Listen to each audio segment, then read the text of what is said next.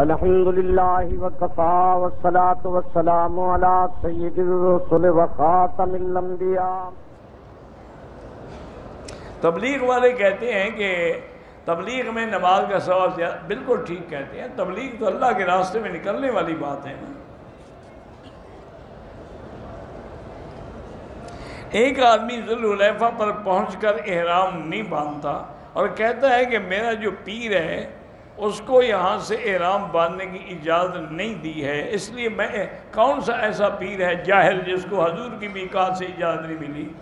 یعنی وہ تو بد نصیب پیر ہوا نا۔ ذوالحلیفہ سے تو حضور پاک سے بڑا پیر کون ہے؟ سب آپ کے جوتوں کے برابر بھی نہیں ہے۔ جب حضور نے احرام باندھا تمہارے پیر کا کوئی دماغ تو نہیں الٹ گیا؟ معلوم ہی ہوتا ہے وہ جان چھڑانا چاہتا ہوگا نا عمرے سے۔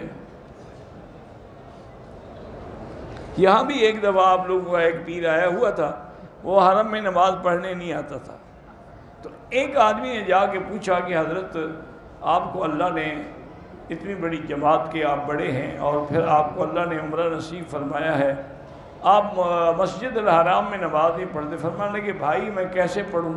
ایک نماز مجھے پڑھانے کے لیے حضرت عبدالقادر جیلانی تشریف لاتے ہیں، دوسری نماز کے لیے فلاں بزرگ آتے ہیں۔ انہوں نے کہا جی کھانا نہیں بھیجتے ساتھ؟ کھانا تو آپ ہمارے ہوٹل کا کھا کھا کے ختم کر چکے ہیں۔ اتنے بڑے بزرگ جو آتے ہیں ان کو کہیں گے ایک پلیٹ آپ کے لیے کھانا تو لایا کریں، ایک بہانے ہیں۔